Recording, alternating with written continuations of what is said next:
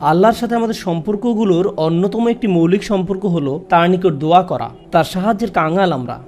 আমাদের ধর্মীয় ক্ষেত্রে তার সাহায্য দরকার, হেদায়েত পাওয়ার ক্ষেত্রে তার সাহায্য দরকার, সত্য পথের উপর টিকে থাকার জন্য, অসৎ পথ থেকে দূরে থাকার জন্য, তার ক্ষমা পাওয়ার জন্য আমাদের তার সাহায্য দরকার, তার সহায়তা দরকার আধ্যাত্মিক ক্ষেত্রে আমাদের ঈমানের জন্য। এছাড়াও জীবন পরিচালনার সকল ক্ষেত্রে আমরা তার সাহায্যের মুখাপেক্ষী। আমাদের পারিবারিক বিষয়ে তার সাহায্য দরকার, অর্থনৈতিক ক্ষেত্রে তার সাহায্য প্রয়োজন আমাদের। আপনাদের মাঝে অনেকেই এমন আছেন যারা ভয়ঙ্কর অর্থনৈতিক সমস্যায় নিমজ্জিত। কেউ আপনার সমস্যার কথা বুঝে না, একমাত্র আল্লাহ এবং আপনি ছাড়া আর কেউ বুঝে না। আপনি আপনার সমস্যার কথা কাউকে বোঝাতে ব্যর্থ হয়েছেন, তারা বুঝে না। একমাত্র আল্লাহ ছাড়া আর কেউ জানে না আপনি কি মুসিবতে জীবন অতিবাহিত করছেন। আমাদের সকলেরই কোনো না কোনো সমস্যা রয়েছে। আল্লাহ নিজেই দুনিয়ার জীবনের এই বাস্তবতার কথা কোরআনে উল্লেখ করেছেন। তিনি বলেন, লাকাদ খলাকনাল ইনসানা ফি কাবাদ, নিশ্চয়ই আমি মানুষকে শ্রম নির্ভর রূপে সৃষ্টি করেছি। হয় আপনি মানসিকভাবে পরিশ্রান্ত, না হয় ইমোশনালি আপনি ক্লান্ত। অতিরিক্ত কাজের চাপে আপনি পরিশ্রান্ত, শারীরিকভাবে আপনি ক্লান্ত, স্বাস্থ্যগত দিক দিয়ে আপনি পরিশ্রান্ত, বয়সের ভারে আপনি ক্লান্ত। আপনার সমস্যা থেকে বের হয়ে আসার জন্য অনেক সমাধান খুঁজছেন, কিন্তু কিছুই কাজ করছে না। এভাবে আপনার সৃজনশীলতাও একসময় নষ্ট হয়ে যায়। আমরা সবসময় পরিশ্রান্ত জীবনযাপন করছি, আমরা প্রতিনিয়ত কোনো না কোনো সমস্যায় জর্জরিত। এই সমস্যাগুলো আমাদের চিন্তা শক্তির বেশিরভাগ অংশ দখল করে রাখে। অনেক সময় ইতিবাচক চিন্তা করার জন্য নিজের উপর জোর খাটাতে হয়, কারণ আপনি যদি জোর করে ইতিবাচক চিন্তা না করেন, তাহলে নেতিবাচক চিন্তাগুলো সবসময় এসে আপনার মাথায় জড়ো হয়ে থাকে। সব সমস্যা যেগুলো সমাধান দরকার, এগুলো নিয়েই আমরা সবসময় চিন্তামগ্ন থাকি। আল্লাহর সাথে আমাদের সম্পর্কগুলোর একটি হলো আমরা যেন আমাদের সমস্যাগুলো সমাধানের জন্য তার নিকট দোয়া করতে পারি। আমাদের যা যা দরকার আমরা যেন সেটা তার নিকট চাইতে পারি। তো আজ আমি যে বিষয়টি নিয়ে কথা বলতে চাই, এমন একটি সিক্রেট উপাদান যার মাধ্যমে আমরা আল্লাহর নিকট যা ইচ্ছা তাই চাওয়ার সামর্থ্য অর্জন করতে পারি। আমরা সবাই বিভিন্ন জিনিস আল্লাহর কাছে চাই, আর সেটা হতে পারে আল্লাহ এবং বান্দার মাঝে একান্ত গোপন কোনো ব্যাপার। আপনি যদি আসলেই আল্লাহর নিকট থেকে আপনার দোয়ার উত্তর আশা করেন, তাহলে কিছু শর্ত আগে পূরণ করতে হবে। আর তার মাঝে অন্যতম একটি গুরুত্বপূর্ণ ব্যাপার যা কোরআনের সর্বত্র বিশেষ জোর দেওয়া হয়েছে, তা হলো আমাকে এবং আপনাকে সবার আগে আল্লাহর নিকট নিঃশর্ত ক্ষমা চাইতে হবে। তার নিকট কোনো কিছু চাওয়ার পূর্বে আপনাকে ক্ষমা চাইতে হবে। আপনাকে ক্ষমা চাইতে হবে। আমার আপনার যে প্রয়োজনগুলো আছে সেগুলো চাওয়ার পূর্বে আমাদেরকে আল্লাহর নিকট পরিপূর্ণ আন্তরিকতার সাথে ক্ষমা চাইতে হবে। এটা শোনার পর আপনি হয়তো জিজ্ঞেস করতে পারেন, ক্ষমা চাওয়ার জন্য কোন দোয়া পড়তে হবে, বা ক্ষমা চাওয়ার জন্য শ্রেষ্ঠ দোয়া কোনটি? মানুষ বিভিন্ন অকেশনে বিভিন্ন রকমের দোয়া পড়ে। যেমন কোনো সন্তান সম্ভবা মা এসে জিজ্ঞেস করে, কিছুদিনের মধ্যে আমার বাচ্চা হবে, এখন আমার বাচ্চার জন্য কোন দোয়াটি আমি পড়তে পারি? অথবা কেউ একজন এসে বলতে পারে যে আমি চাকরির ইন্টারভিউ দিতে যাচ্ছি, কোন দোয়াটি আমি এখন পড়তে পারি? আমাকে বিশেষ বিশেষ সময় উপলক্ষে বিশেষ বিশেষ দোয়া প্রদান করুন। আমি আপনাদের বলছি, বিশেষ সময়ের ওই দোয়াগুলো অবশ্যই গুরুত্বপূর্ণ, কারণ সেগুলো পবিত্র এবং আল্লাহর কাছ থেকে অবতীর্ণ। কিন্তু সকল সমস্যার ক্ষেত্রে কমন দোয়া হলো, যে একটি দোয়া আপনার সকল সমস্যা দূর করবে, তা হলো সত্যিকার অর্থে আল্লাহর নিকট ক্ষমা প্রার্থনা করা। নূহ আলাইহিস সালাম তার জাতিকে আল্লাহর নিকট ডেকেছিলেন 900 বছরেরও বেশি সময় ধরে। তিনি তাদের নিকট অবিরাম দাওয়াত দিয়ে গেছেন। তার নবুয়তি জিন্দেগির শেষ দিকে এসে তিনি পেছনে ফিরে দেখেন এবং তিনি তাদের নিকট যে বার্তাটি দিতে চেয়েছিলেন তার একটা সারাংশ দাঁড় করিয়েছেন। তিনি তাদের উদ্দেশ্যে শুধু একবার বা দুইবার কথা বলেননি। লাইলান ওয়া নাহারা দাউতু কওমি লাইলান ওয়া নাহারা, তিনি বলেন, হে আমার পালনকর্তা, আমি আমার সম্প্রদায়কে দিবারাত্রি দাওয়াত দিয়েছি। তিনি রাতেও কোনো বিরতি নেননি। কোরআনের একটি সূরা তার নামে নামকরণ করা হয়েছে, সূরাত নূহ। সেখানে এই গোটা সময় ধরে যে তার সম্প্রদায়কে তিনি দাওয়াত দিয়ে গেছেন তার একটা সারমর্ম তুলে ধরা হয়েছে। আমি তোমাদের কাছ থেকে কি আশা করেছিলাম? কুল্লামা দাউতু লিতাগফিরা লাহুম। আর এই গোটা সময় ধরে আমি তাদেরকে এই ধর্মের দিকে আহ্বান করেছি যেন আপনি তাদেরকে ক্ষমা করেন ইয়া রব, যেন আপনি তাদেরকে ক্ষমা করেন ইয়া রব। আমি ঠিক এই কথাগুলো তাদের বারবার বলেছি। ফাকুলতু ইস্তিগফারু রব্বাকুম, অতবার বলেছি তোমরা তোমাদের পালনকর্তার ক্ষমা প্রার্থনা করো। ইন্নাহু কানা গফফারা, নিশ্চয়ই আল্লাহ হলেন এমন সত্তা যিনি বারবার ক্ষমা করতে থাকেন। এরপর তিনি যা বলছেন তা খুবই অসাধারণ। আমি চাই আপনারা এই বিষয়টা উপলব্ধি করুন যে তিনি কোন ধরনের মানুষগুলোর উদ্দেশ্যে কথা বলছিলেন। তিনি ইতিহাসের অন্যতম খারাপ একটা সম্প্রদায়ের উদ্দেশ্যে কথা বলছিলেন। নূহ আলাইহিস সালামের সম্প্রদায়কে পৃথিবীর অন্যতম চরম অবাধ্য জাতিগুলোর একটি হিসাবে বর্ণনা করা হয়েছে। সূরাতুজ জারিয়াতে আল্লাহ বিভিন্ন জাতি সম্পর্কে বর্ণনা করেছেন যারা আল্লাহর বিরুদ্ধে, তাদের নিকট প্রেরিত রাসূলদের বিরুদ্ধে বিদ্রোহ ঘোষণা করেছিল, ফলে তাদের ধ্বংস করে দেয়া হয়েছিল। সূরা আন-নাজমে যখন নূহ আলাইহিস সালামের জাতির কথা আসলো, তিনি বললেন, ওয়া কওমু নূহিম মিন ক্বাবলু ইন্নাহুম কানু হুম আযলামু ওয়া আতগা। আর পূর্বে নূহের কওমকেও, নিশ্চয়ই তারা ছিল অতিশয় জালিম এবং চরম অবাধ্য। বিষয়টা যৌক্তিক মনে হয়। অন্য সকল নবীর মতো শুধু এক প্রজন্মের জন্য তাদের নবী ছিলেন না, প্রতি শতাব্দীতে ৩-৪ প্রজন্ম মানুষের জন্য শতাব্দীর পর শতাব্দী ধরে তাদের একজন নবী ছিল। প্রতি ২০ বছর পর পর নতুন নতুন প্রজন্মের আবির্ভাব ঘটে, আর নূহ আলাইহিস সালাম এটা দেখেছিলেন শতাব্দীর পর শতাব্দী ধরে। প্রতি ২০ বছর পর পর নতুন নতুন প্রজন্মের আবির্ভাব ঘটে। তিনি ৪০ থেকে ৫০ প্রজন্মের মানুষদের দেখেছিলেন, আর তারা সবাই তাকে প্রত্যাখ্যান করেছিল। আর তিনি সকল প্রজন্মকে একই দাওয়াত দিয়ে যাচ্ছিলেন। একটি উদ্দেশ্যকে সামনে রেখে আমি এই বিষয়টির উপর আলোকপাত করছি। তিনি চরম অবাধ্য এক জাতির উদ্দেশ্যে কথা বলছিলেন। তাদের নিকট তিনি কি প্রস্তাব তুলে ধরেন? তিনি বলেন, ইস্তিগফারু রাব্বাকুম, তোমাদের রবের ক্ষমা প্রার্থনা করো, ইন্নাহু কানা গফফারা। তোমরা বারবার আল্লাহর অবাধ্যতা করছিলে, তিনি বারবার ক্ষমা করতে থাকেন। তোমরা বারবার আল্লাহর অবাধ্যতা করছিলে, আল্লাহ বারবার ক্ষমা করতে থাকেন। কিন্তু তার প্রস্তাব এখানেই থেমে থাকেনি। তিনি বলেন, ইউরসিলুস সামা আলাইকুম মিদরারা। এখানে ইউরসিলু হলো জওয়াবে আমর। এর মানে হলো, যদি তোমরা তার নিকট ক্ষমা প্রার্থনা করো, তাহলে আল্লাহ তোমাদের জন্য আসমানের দরজা খুলে দিবেন, আর এটা তোমাদের উপর অজস্র ধারায় করুণা বর্ষণ করবে। এর দ্বারা বৃষ্টিও বোঝানো হতে পারে, কিন্তু পরিহাসের বিষয় হলো এখানে বৃষ্টি দ্বারা বন্যা ইঙ্গিত করা হয়নি, যদিও সব শেষে বন্যা কবলিত হয়েছিল নূহ আলাইহিস সালামের জাতি। এই আয়াতে আল্লাহ ভিন্ন ধরনের বৃষ্টির কথা বলেছেন। যদি তারা ক্ষমা প্রার্থনা করত, যে বৃষ্টি তাদের ধ্বংস করে দিয়েছিল সেই বৃষ্টি হতে পারত তাদের জন্য জীবন আহরণকারী। তারা বৃষ্টির জন্য প্রার্থনা করেনি, আর আল্লাহ তাদের বলছেন, ক্ষমা প্রার্থনা করত যদি তারা, তোমরা যদি ক্ষমা প্রার্থনা করো, আকাশের দরজা তোমাদের জন্য খুলে দেওয়া হবে, আর তা বৃষ্টি বর্ষণ করতে থাকবে। আল্লাহ বলেননি যে পানি বর্ষিত হবে, তিনি বলছেন আকাশ বর্ষণ করবে, কারণ আকাশ শুধু বৃষ্টি নয়, আরও রহমত বর্ষণ করতে পারে। আকাশ থেকে ক্ষমা আসে, আকাশ থেকে প্রশান্তি আসে, বিশ্বাস আসে, রিজিক আসে, সমস্যার সমাধান আসে আসমান থেকে। তিনি তোমাদের জন্য আকাশ খুলে দিবেন, আর আকাশের সকল সম্পদ তোমাদের উপর অঝোর ধারায় বর্ষিত হতে থাকবে। আর তোমরা এতদিন রহমতের ভাগিদার হতে পারছিলে না, কারণ তোমরা ক্ষমা প্রার্থনা করনি। তাই এখন ক্ষমা চাইলে এটা খুলে যাবে। একটা একটা করে আপনার সমস্যাগুলোর কথা আল্লাহকে বলেন। আপনার এমনও সমস্যা থাকতে পারে যেটার কথা আপনি নিজেও জানেন না, কিন্তু আল্লাহ জানেন। আমি আর আপনি যদি সত্যিকার অর্থে আল্লাহর নিকট ক্ষমা চাইতে পারি, তাহলে ওই অজানা সমস্যাগুলো স্বর্গীয় হস্তক্ষেপে সমাধান হয়ে যাবে। ইউরসিলুস সামা আলাইকুম মিদরারা। আল্লাহ সুবহানাহু ওয়া তাআলা এখানেই থেমে যাননি। আপনি কার জন্য ক্ষমা চাচ্ছেন? আপনার নিজের জন্য। ইস্তাগফিরু রাব্বাকুম, তোমরা নিজেদের জন্য ক্ষমা প্রার্থনা করো। আল্লাহ বলেন, ওয়ায়ুমদিদকুম বিআমওয়ালি ওয়া বানিনা, তোমাদের ধন সম্পদ, তোমাদের সন্তান সন্ততি বাড়িয়ে দেওয়া হবে। তিনি ধন সম্পদ এবং সন্তান সন্ততি দিয়ে তোমাদের ঐতিহ্যকে সমৃদ্ধ করে দিবেন। এমন সম্পদ নয় যা আপনাকে আল্লাহর কাছ থেকে দূরে সরিয়ে দিবে, কারণ এই টাকা দেওয়ার কথা এসেছে আপনার ক্ষমা চাওয়ার প্রেক্ষাপটে। তিনি আপনাকে ভালো অর্থ দিবেন, যা আপনার জন্য দুনিয়াতে এবং পরকালে কল্যাণ নিয়ে আসবে। তিনি আপনাদের ভালো সন্তান দান করবেন, যারা আপনার জীবিত থাকা অবস্থায় ভালো কাজ করবে, তারা আপনাদের সম্মান করবে, ভালোবাসা দেখাবে, আনুগত্য করবে, আপনি তাদের দেখে গর্বিত হবেন। এমনকি আপনি এই দুনিয়া ছেড়ে চলে গেলেও তারা ভালো কাজ করতে থাকবে, যা সাদাকায়ে জারিয়া হিসাবে আপনার আমলনামায় এসে যোগ হবে। আল্লাহ আপনাকে এই সব কিছু দান করবেন। প্রসঙ্গত এই দুই শব্দ, অর্থ এবং সন্তান সন্ততি, ইন্নাহুম আসাউনি ওয়াত্তাবাউ মান লাম ইয়াজিদহু মালুহু ওয়া ওয়ালাদুহু ইল্লা খাসারা।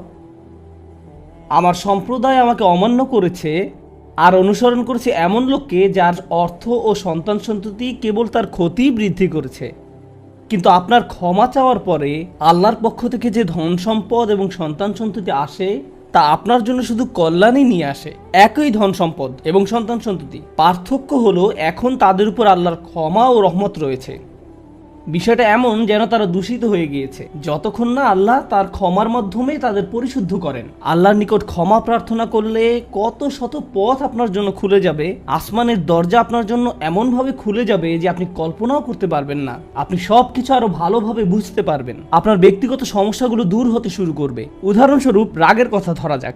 রাগ হওয়া থেকে মুক্তি পাওয়া আসলেই অনেক কঠিন।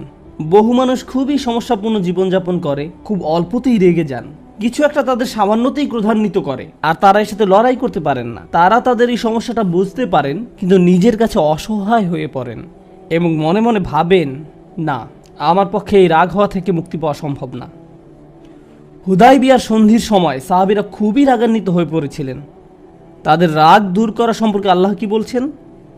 তিনি বলছেন, ওয়া আনজালা সাকিনাতা ফি কুলুবিল মুমিনিন, তিনি আকাশ থেকে বিশ্বাসীদের অন্তরে প্রশান্তি নাজিল করলেন। প্রশান্তি আমাদের নিজেদের কাছ থেকে আসে না, আমরা নিজেদের প্রশান্ত করতে পারি না। মুসা আলাইহিস সালামের মা ভয়ে টেনশনে প্রায় মারা যাচ্ছিলেন, যখন তার ছোট শিশু একটা বক্সে বন্দি করে পানিতে ভাসিয়ে দিলেন। লাউলা আর রাবাতনা আলা কলবিহা, যদি আমি তার হৃদয়কে দৃঢ় করে না দিতাম। তার নিজের পক্ষে সেই অন্তরকে দৃঢ় করা সম্ভব ছিল না। ঐশ্বরিক হস্তক্ষেপ বলে এটা ব্যাপার আছে। আল্লাহ তার অন্তরকে দৃঢ় করেছিলেন, যা আমাদেরকে আমাদের ব্যক্তিগত দুর্বলতা এবং প্রবণতা থেকে সুস্থ হতে সাহায্য করে। কিছু কিছু মানুষ অশ্লীলতার প্রতি খুবই আকৃষ্ট হয়ে পড়ে, কেউ কেউ ক্রোধ নিয়ন্ত্রণ করতে পারে না, আবার কেউ কেউ মারাত্মক লোভী, সবসময় শুধু টাকা পয়সা নিয়ে চিন্তামগ্ন থাকে। তারা এইসব থেকে বের হয়ে আসতে চায়, কিন্তু নিজেদের সাথে যুদ্ধ করে পারে না। এই সব সমস্যার সমাধান আসে আল্লাহর পক্ষ থেকে। আপনার একান্ত ব্যক্তিগত গভীর সমস্যার সমাধান আসে আসমান থেকে। বৃষ্টি যেমন পৃথিবীকে পরিষ্কার করে দেয়, তেমনি আসমান থেকে আল্লাহর রহমত এসে আপনার সমস্যাগুলোকেও ধুয়ে মুছে পরিষ্কার করে দেয়। ওয়ায়াজআল লাকুম জান্নাতিন ওয়ায়াজআল লাকুম আনহারা, তোমাদের জন্য উদ্যান স্থাপন করবেন, তোমাদের জন্য নদীনালা প্রবাহিত করবেন। অর্থাৎ আল্লাহ বলছেন, যদি শুধু ক্ষমা চাও সবই দিব। আমি আপনি মনে করি যে যদি আমরা আল্লাহর কাছে ক্ষমা চাই তাহলে শুধু ক্ষমা পাবো, কিন্তু আল্লাহ বলছেন, যদি ক্ষমা চাও তাহলে এমন কিছু নেই যা আমি তোমাদের দিব না। বিষয়টা এমন যে আপনি ইচ্ছা করলে এক এক করে বিভিন্ন জিনিস চাইতে পারেন, অথবা শুধু ক্ষমা চান তাহলে সবই পাবেন। কি আর বাকি থাকে? অর্থ, সন্তান সন্ততি, আপনার সকল সমস্যার সমাধানে আকাশ খুলে যাবে, বাগান, নদী, সব কিছু আপনার জন্য প্রস্তুত। মানুষ সাধারণত মনে করে যে যদি তারা আল্লাহর ক্ষমা চায় তাহলে এটা শুধু তাদেরকে পরকালে সাহায্য করবে, কিন্তু এই আয়াতগুলো আমাদের বলছে না। এই আয়াতগুলো আমাদেরকে বলছে যে না, আল্লাহ শুধু আমাদেরকে পরকালেই সাহায্য করবেন তা নয়, তিনি আমাদেরকে এই দুনিয়াতেও সাহায্য করবেন। একবার হজের কথা চিন্তা করুন। আমার আপনার জন্য হজের সবচেয়ে বড় অনুপ্রেরণা হলো আমাদের অতীতের সকল গুনাহ মাফ করে দেওয়া হবে। আমরা নতুন করে আবার শুরু করতে পারবো। যে কাপড়ে আপনি কবরে শায়িত হওয়ার কথা, সেরকম একটি কাপড়ে আপনি হজে যান। এমনকি হজের সময় যখন আমরা মার্চ করি, সে সম্পর্কে বলা হয়েছে, সুম্মা আফিদু মিন হাইসু আফদান নাস ওয়াস্তাগফিরুল্লাহ, অতঃপর তোমরা প্রত্যাবর্তন করো যেখান থেকে মানুষরা প্রত্যাবর্তন করে, এবং আল্লাহর কাছে ক্ষমা চাও। হজের মূল বিষয় হলো আল্লাহর নিকট ক্ষমা চাওয়া। এটাই হজের মূল উদ্দেশ্য। আর সেই হজের সময় আমরা কি দোয়া করি? রব্বানা আতিনা ফিদ দুনিয়া হাসানা অফিল আখিরাতি হাসানা অফিল আখিরাতি হাসানা। প্রতিটি তাওয়াফে একই দোয়া পাঠ করা হয়, যা কোরআনে মাজিদে এসেছে। রব্বানা আতিনা ফিদ দুনিয়া অফিল আখিরা, রব্বানা আতিনা ফিদ দুনিয়া হাসানা অফিল আখিরাতি হাসানা। আমাদেরকে এই দুনিয়ার কল্যাণ এবং পরকালের কল্যাণও দান করুন। অন্য কথায়, এই দুনিয়ায় আমাদেরকে এমন কল্যাণ দান করুন যা পরকালের কল্যাণকে নিশ্চিত করবে। এরকম কিছুর অস্তিত্ব রয়েছে, আর এই সব কিছু আমরা তখনই পাব যখন আপনি আন্তরিকতার সাথে আল্লাহর নিকট ক্ষমা চাইব। খুতবার এই অংশটার উদ্দেশ্য ছিল আপনাদের নিকট ক্ষমা চাওয়ার কিছু উপকারিতা তুলে ধরা, ক্ষমা চাওয়ার লক্ষ্য বর্ণনা করা। কিন্তু আমরা এখনো বলিনি যে কিভাবে ক্ষমা চাইব। কেউ কেউ কৃত্রিম উপায়ে ক্ষমা চায়, আস্তাগফিরুল্লাহ আস্তাগফিরুল্লাহ আস্তাগফিরুল্লাহ। কারো কারোর জন্য এটা এত নকল যে একবার আলী রাদিয়াল্লাহু তাআলা আনহু একজনকে এরূপ করতে দেখে বললেন, তোমার ইস্তেগফারেরও ইস্তেগফার প্রয়োজন, এর মাধ্যমে শুধু জিহ্বার ব্যায়ামই হয়। আর কিছু না। আমি এখন আপনাদের এমন একটি বিষয়ের কথা বলবো যা আমাদেরকে আল্লাহর নিকট ক্ষমা চাওয়া থেকে বিরত রাখে। বিষয়টা একজনের কাছে কতটুকু প্রত্যাশা করা হয় তার সাথে সম্পর্কযুক্ত। কিছু কিছু মানুষ মনে মনে এই সিদ্ধান্তে উপনীত হয়ে যায় যে আমি সারা জীবন ধরে অসংখ্য পাপে নিমজ্জিত ছিলাম, আল্লাহ মনে হয় আমাকে খুব একটা পছন্দ করেন না। কোনো কোনো মানুষ এমনকি এতদূর পর্যন্ত চলে যায় যে বলে ওঠে আল্লাহ আমাকে পছন্দ করেন না, আল্লাহ আমার উপর খুবই রাগান্বিত। আমি জানতাম আল্লাহ এই কাজগুলো আমাকে করতে নিষেধ করেছেন, কিন্তু তারপরেও আমি করেছি। শুধু একবার নয়, বহুবার এই খারাপ কাজগুলো করেছি। সুতরাং আল্লাহর ভালো মানুষের তালিকায় আমি নেই, আমার নামাজের কোনো দাম নেই। মানুষ যখন নিজের সম্পর্কে এইরকম ধারণা পোষণ করে তখন সে কি করে জানেন? আমি তো খুবই খারাপ মানুষ। আপনি কি আমার জন্য একটু দোয়া করতে পারবেন? কারণ আমি ইতোমধ্যে দোয়া করার যোগ্যতা হারিয়ে ফেলেছি। এখন আপনাকে আমার জন্য দোয়া করতে হবে, কারণ আমি আশা করছি আল্লাহ অন্তত আপনার দোয়া কবুল করবেন। এতে হয়তো আমার একটা সুযোগ তৈরি হতে পারে, কারণ আমার কথা তিনি শুনবেন না। আপনাদেরকে আবার একটু পিছনে নিয়ে যাই।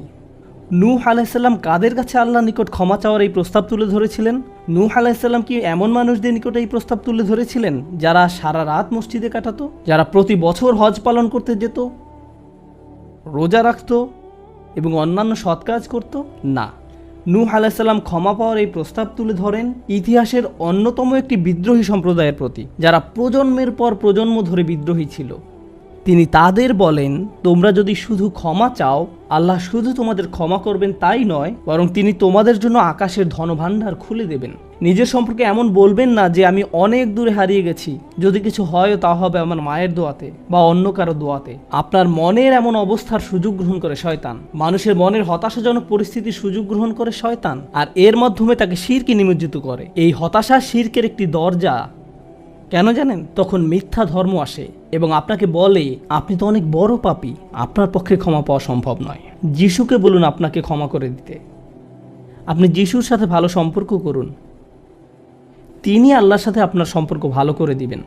আল্লাহ এবং আপনার মাঝখানে যিশু এসে দাঁড়াবে, অথবা তারা অন্য কাউকে মাঝখানে দাঁড় করাবে, বলবে অমুক পীর, তার কবরের কাছে গিয়ে কিছু চকলেট রাখো। তাহলে তিনি আল্লাহকে বলবেন আপনার সমস্যার সমাধান করে দিতে। আপনি এখন আল্লাহর সাথে কথা বলতে পারবেন না, কিন্তু ওই পীর তিনি আল্লাহর প্রিয় বান্দা, তাই আপনি তার মাধ্যমে আল্লাহর কাছে আপনার দরখাস্ত পেশ করুন। এভাবে শিরকের দরজা খুলে যায়। অন্য কথায় আল্লাহর সাথে আমাদের সরাসরি যোগাযোগের মূল বিষয়টি তাওহীদের মানেই হলো সরাসরি যোগাযোগ। লা ইলাহা ইল্লাল্লাহ একই কথা বলে, আর এই সব কিছুর মূল কথা হলো আপনার যা প্রয়োজন তা সরাসরি আল্লাহর নিকট প্রার্থনা করুন। যে বিষয়টি আমাদের সকল প্রয়োজন পূরণ করবে তা হলো আল্লাহর নিকট ক্ষমা প্রার্থনা করা। এখন এই ক্ষমা চাওয়াটা দুইভাবে হয়ে থাকে, জিহ্বার মাধ্যমে ক্ষমা চাওয়া এবং অন্তরের মাধ্যমে ক্ষমা চাওয়া। মানুষ সাধারণত নিজের পক্ষে যুক্তি দিয়ে থাকে। আমি যদি কোনো কারণে আপনার সমালোচনা করি, যেমন ধরুন কাউকে বললাম এই যে আমি আপনাকে অমুক অমুক কথা বলতে শুনেছি, সে তাৎক্ষণিক হয়তো বলে উঠবে এক্সকিউজ মি, আমি এমনটা বোঝাতে চাইনি, আপনি তো পুরো ঘটনাটা জানেনই না। আপনি সাথে সাথে নিজের পক্ষে যুক্তি দিতে শুরু করেন, আত্মরক্ষামূলক হয়ে ওঠেন। বালিল ইনসানু আলা নাফসিহি বাসীরা ওয়ালাউ আলকা মাআযিরা। মানুষ নিজের সম্পর্কে সুধারণা পোষণ করে, তারা প্রচুর অজুহাত দেখায়। আপনি যদি আসলেই আল্লাহর ক্ষমা চান, আপনাকে নিরিবিলি একটা সময় খুঁজে পেতে হবে। যদি আরবিতে দোয়া করতে না পারেন কোনো সমস্যা নেই, আপনি শুধু পাঞ্জাবি, বাংলা, বাহাসা বা উর্দু জানেন, কোনো ব্যাপার না। আপনি আপনার নিজস্ব ভাষাতেই আল্লাহর সাথে কথা বলুন, আন্তরিকতার সাথে আপনার অপরাধগুলো স্বীকার করুন, কোনো অজুহাত দেখাবেন না। এরকমটা করতে পারা আসলেই কঠিন, কারণ আয়নার সামনে দাঁড়িয়েও আমরা নিজের সাথে মিথ্যে কথা বলি, নিজেকে এভাবে প্রবোধ দেই আমি আসলে অত খারাপ না, আমি যা যা করেছি তার কারণ আছে। যখন আপনি আল্লাহর সামনে দাঁড়াবেন, নিজের কাজের বৈধতা দেওয়ার কথা ভুলে যান। আল্লাহ জানেন আপনি কি অবস্থার মধ্যে দিয়ে যাচ্ছেন, তিনি জানেন এটা কঠিন সময় ছিল, তিনি জানেন অমুক অমুক বিষয় আপনাকে সম্পূর্ণ গ্রাস করে ফেলেছিল। ইয়া রব, আমি অনেক চাপের মধ্যে ছিলাম তাই মদ খেয়েছি। তিনি আপনার সবগুলো অজুহাত সম্পর্কে আপনার চেয়ে ভালোভাবে জানেন। আপনাকে অকপটে তার নিকট আসতে হবে, ফিল্টার ছাড়া, কোনো দ্বিধাদ্বন্দ্ব ছাড়া, নির্দ্বিধায়, কোনো রকমের বিব্রত বোধ করা ছাড়া। অনেক সময় আমরা নিজেদের পাপ স্বীকার করতে বিব্রত বোধ করি, একরাশ লজ্জা এসে আমাদের জড়িয়ে ধরে। কিন্তু যতক্ষণ না আপনি আল্লাহর নিকট অকপটে সকল পাপ স্বীকার করে নিচ্ছেন, আর এভাবে যখন নিজের উপর যে অন্যায়গুলো এতদিন ধরে করে এসছেন তা আপনি মুখ দিয়ে উচ্চারণ করতে শুরু করবেন, আমার বিশ্বাস করতে কষ্ট হয় যে সে সময় আপনার চোখ দিয়ে কোনো অশ্রু নির্গত হবে না। একজন মানুষের পক্ষে এটা অসম্ভব যে সে আল্লাহর সামনে এভাবে নিজেকে খোলাখুলি উপস্থাপন করবে আর তার চোখ দিয়ে কোনো অশ্রু বের হবে না, কারণ এটা দুর্বলতা প্রকাশের সময়। দুনিয়ার সামনে আমরা সাধারণত নিজেকে শক্তিশালী, আত্মবিশ্বাসী এবং দিব্যি সুস্থ হিসেবে উপস্থাপন করি। সবাই আমাদের দেখে মনে করে সবকিছু ঠিক আছে, কিন্তু ভেতরে ভেতরে যে আমি বহু সমস্যায় জর্জরিত তা একমাত্র আল্লাহ জানেন। আপনাকে সকল জড়তা কেটে তার নিকট সম্পূর্ণ খোলাখুলিভাবে নিজেকে উপস্থাপন করতে হবে, আর কেবল তখনই আপনি আল্লাহর নিকট ক্ষমা চাওয়ার অবস্থানে যেতে পারবেন। তারপর সিজদায় গিয়ে কাঁদতে থাকুন। তখন এটা শুধুমাত্র আস্তাগফিরুল্লাহ আস্তাগফিরুল্লাহ বলার মতো হবে না, এটা হয়ে উঠবে আল্লাহর সাথে একটি সত্যিকারের কথোপকথন, আল্লাহর নিকট সত্যিকার অর্থে পাপ স্বীকার। এটা খুবই শক্তিশালী একটা অনুশীলন, চেষ্টা করে দেখুন। আপনাকে একটা নিরিবিলি সময় খুঁজে পেতে হবে। নিশ্চিত করুন যে কেউ আপনার কথা শুনছে না। আপনার স্ত্রী বিছানায় শুয়ে আছে, এমত অবস্থায় মাঝরাতে ঘুম থেকে উঠে এভাবে দোয়া করতে পারবেন না, ইয়া আল্লাহ আমাকে ক্ষমা করে দিন, কারণ আপনার স্ত্রী তো আপনার দোয়া শুনতে পাচ্ছে। এভাবে করাটা নিষিদ্ধ নয়, কিন্তু একা একা দোয়া করা আপনার জন্য ভালো হবে। মোট কথা, নির্জন কোনো জায়গা খুঁজে বের করুন যেখানে আপনি একান্তে আল্লাহর সাথে কথা বলতে পারবেন। যদি আপনি এক গাদা আরবি দোয়া মুখস্থ করেন যার অর্থও আপনি জানেন না, আর বিড়বিড় করে সেগুলো উচ্চারণ করতে থাকেন, রব্বানা আতিনা ফিদ দুনিয়া হাসানাতাও ওয়া ফিল আখিরাতি হাসানাতাও, সে দোয়াগুলো অবশ্যই উত্তম এবং শক্তিশালী, কিন্তু আপনার অন্তরের সাথে যদি সেগুলোর কোনো যোগাযোগ না থাকে, শুধু জিহ্বা দিয়ে উচ্চারণ করছেন, তাহলে আপনি আসলে ক্ষমা প্রার্থনা করছেন না। আল্লাহ আপনাকে এই জিকিরের পুরস্কার দান করুন, কিন্তু এর নাম আসলে ইস্তেগফার বা ক্ষমা প্রার্থনা নয়। ইস্তেগফার অন্য কিছু। যখন আপনার চক্ষু খুলে অশ্রু নির্গত হতে শুরু করে, তখন আকাশের দরজা খুলে যায়, তখনই সেটা খুলবে। এই দুইটার মাঝে একটা কানেকশন আছে। সর্বশেষ যে বিষয়টি আমি আপনাদের সাথে শেয়ার করতে চাই তা হলো আল্লাহর উপর আশা ধরে রাখা। অনেকের জন্য এই বিষয়টা মেনে নেওয়া বেশ কঠিন যে আল্লাহ তার কথা শুনবেন, আমার দোয়া তার নিকট গুরুত্বহীন, আমি দোয়া করার কোনো অর্থ দেখি না। আপনাদের একটা কথা বলে রাখি, আল্লাহর নিকট থেকে আপনি সর্বশ্রেষ্ঠ যে উপহারটি পাবেন তা কি জানেন? ক্ষমা। এটাই সর্বশ্রেষ্ঠ উপহার। আপনি এটার মূল্য উপলব্ধি করুন আর নাই করুন, আর যা কিছু আল্লাহ আপনাকে দিবেন বলেছেন এর সবই অতিরিক্ত। আপনাদেরকে একটা উদাহরণ দিই। আমার অনেকগুলো সন্তান আছে। ধরুন আমার এক সন্তানের উপর আমি খুবই অসন্তুষ্ট। সে কোনো একটা অন্যায় করেছে, আমি খুবই রাগান্বিত হয়ে আছি, আমার বিশ্বাস করতে কষ্ট হয় যে তুমি এটা করেছো। এভাবে আমি তাকে কিছুটা বকাঝকা করলাম, তোমার এটা বলা উচিত হয়নি, তোমার এটা করা উচিত হয়নি। তারপরের দিন অন্য এক সময় আমার জন্য তার কিছু একটা করার কথা, যেমন আমার জন্য একটা কার্ড বানানোর কথা যাতে লেখা থাকবে বাবা আমি তোমাকে ভালোবাসি। সে জিনিসটা আঁকলো, কিন্তু তারপর কি মনে করে কাগজটা টুকরা টুকরা করে ময়লার বক্সে ফেলে দিল। এটা দেখে তার অন্য ভাই বলল, তুমি এটা ফেলে দিলে কেন? জবাবে সে বলল, বাবা আমার উপর খুবই রাগান্বিত, তিনি এটার প্রতি কোনো গুরুত্ব দিবেন বলে মনে হয় না। আমি যদি জানতাম যে সে বিষয়টাকে এভাবে দেখছে তাহলে আমি কি করতাম? আমি কি এভাবে বলতাম যে হ্যাঁ ফেলে দাও?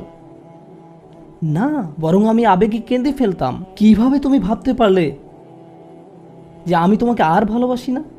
হ্যাঁ তুমি অন্যায় করেছো, তুমি ভুল করেছো, কিন্তু তুমি এখনও আমার সন্তান। তুমি 1000 বার ভুল করলেও আমি তোমাকে ভালোবাসবো। আমাকে ওই কার্ডটি দাও, আমি সেটা ফ্রেমে বাঁধিয়ে রাখবো, ময়লার বাক্স থেকে নিয়ে গ্লাসে আটকিয়ে রাখবো, সারা জীবন ধরে যত্ন করে রাখবো। কেন? কারণ আমি আমার সন্তানদের ভালোবাসি, তারা যতই ভুল করুক না কেন, এমনকি যদি তাদের আচরণ আমাকে রাগান্বিতও করে। এটা শুধু আমি এবং আমার সন্তানদের সম্পর্ক, কিন্তু আমি আমার আর সন্তানদের নিয়ে কথা বলছি না। এই উদাহরণের মাধ্যমে আমি কথা বলছি আমার এবং আল্লাহর সম্পর্ক নিয়ে। আমি ভুল করি, আল্লাহ এমনকি আমাকে বকাঝকাও করেন না। আমি ভুল করার কারণে তিনি আমার উপর বজ্রপাত করেননি, তিনি আমাকে জাহান্নামে নিক্ষেপ করেননি, তিনি আমার হার্টবিট বন্ধ করে দেননি। যখনই আমি মিথ্যে বলি আমি বোবা হয়ে যাই না। প্রতিবার হারাম কিছু খেয়ে ফেলার কারণে আমার হাত অবশ হয়ে যায় না। হারাম কিছুর দিকে তাকানোর কারণে আমি অন্ধ হয়ে যাইনি। তিনি এখনও দিয়েই যাচ্ছেন। আর আমি কিনা চিন্তা করতে শুরু করলাম যে আল্লাহ আমাকে আর ভালোবাসেন না। আল্লাহর সাথে আমার সম্পর্ক একসময় ভালো ছিল, কিন্তু এখন যেহেতু আমি খারাপ হয়ে গিয়েছি তাই ভালোবাসাও এখন হারিয়ে গেছে। তাহলে দোয়া করার কি অর্থ আছে? মনে রাখুন, আল্লাহর মতো কেউ আপনাকে ভালোবাসে না। আমি আমার সন্তান বা পিতামাতার প্রতি যে ভালোবাসা প্রদর্শন করি তা আল্লাহ তাআলা আমার ভেতরে দিয়েছেন। আমরা এমনি এমনি কাউকে ভালোবাসতে সক্ষম নই। ভালোবাসা আল্লাহর পক্ষ থেকে একটি উপহার। যদি আল্লাহর দুইটি সৃষ্টির মাঝে ভালোবাসা এত দৃঢ় হয়, আমাদের পক্ষে কল্পনাও করা সম্ভব নয় যে আমাদের জন্য আল্লাহর ভালোবাসা কত প্রগাঢ়, যে আমাদের জন্য আল্লাহর ভালোবাসা কত গভীর। কেউ এর বিপরীত বললে তার কথায় কান দিবেন না। একমাত্র যে মনে করে আল্লাহ তাকে ঘৃণা করে, তার কোনো আর আশা নেই, সে হলো শয়তান। সে এটা বিশ্বাস করে। তার ক্ষমা চাওয়ার কোনো কারণ নেই, কারণ তার সকল আশা হারিয়ে গেছে আর সে নিজের সম্পর্কে এটা মেনে নিয়েছে। এখন আপনি যদি নিজের সম্পর্কে এরকম মনে করেন, তাহলে কার পথ আপনি অনুসরণ করছেন? একবার চিন্তা করে দেখুন। যদি আদম আলাইহিস সালাম জান্নাতে থাকা অবস্থায়, আর জান্নাতের চেয়ে উত্তম কোনো জায়গা তো আর আপনার পক্ষে থাকা সম্ভব নয়, তারপর তিনি একটি ভুল করলেন আর আল্লাহ আযজা ওয়া জাল্লা তাকে দুনিয়াতে পাঠিয়ে দিলেন। এখন আদম আলাইহিস সালাম যদি এরকম চিন্তা করতেন, আমার এত বড় একটা ডিমোশন হয়ে গেল, আমি কিভাবে আল্লাহর সাথে আবার কথা বলবো? আমি তাকে এত হতাশ করার পর কিভাবে কথা বলবো? কিন্তু আল্লাহ তাকে শিখিয়ে দিলেন কি করতে হবে, কিভাবে তার অন্তর আবার ঠিক করতে হবে। রব্বানা যালামনা আনফুসানা ওয়া ইল্লাম তাগফির লানা ওয়া তারহামনা লানাকুনান্না মিনাল খাসিরিন। জান্নাতের তুলনায় দুনিয়া তো কিছুই না। তিনি জান্নাত থেকে দুনিয়ায় এলেন, এত দূর নেমে আসা সত্ত্বেও এখনও তিনি আল্লাহর নিকটেই আছেন।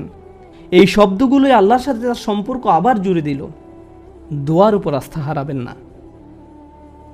এত দূর নেমে আসা সত্ত্বেও এখনও তিনি আল্লাহর নিকটেই আছেন। আন্তরিকভাবে আল্লাহর কাছে কিভাবে দোয়া করবেন, তার প্রস্তুতি এখনই শুরু করুন। মনে রাখুন, আল্লাহ আপনাদের সবার দোয়া শুনবেন। উজিবু দাওয়াতাদ দাঈ ইযা দান, এই ঘোষণাটি রমজান মাসের।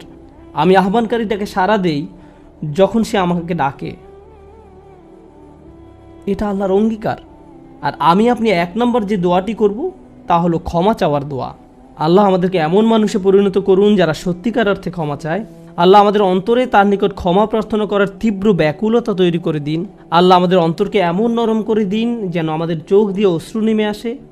আমরা যারা তার নিকট ক্ষমা প্রার্থনা করি, আমাদের সবার জন্য আল্লাহ আযজা ওয়া জাল্লা তার রিজিকের দরজা খুলে দিন। সর্বশেষ একটা বিষয় মনে করিয়ে দিতে চাই যে আল্লাহ আযজা ওয়া জাল্লা অনেক পথভ্রষ্ট জাতিকে ধ্বংস করা থেকে বিরত থাকেন। কেন জানেন? কারণ সেখানে এমন মানুষ রয়েছে যারা আল্লাহর নিকট ক্ষমা চায়। শুধু তাদের মাঝে এমন কিছু মানুষ রয়েছে যারা এখনও আল্লাহর নিকট ক্ষমা প্রার্থনা করে। তাদের কারণেই আল্লাহ গোটা জাতিকে আর ধ্বংস করেন না। ইস্তেগফার করা মানুষে পরিণত হন। আল্লাহ আমাদের সবাইকে রক্ষা করুন। বারাকাল্লাহু লি ওয়া লাকুম। আসসালামু আলাইকুম ওয়া রাহমাতুল্লাহি ওয়া বারাকাতুহু।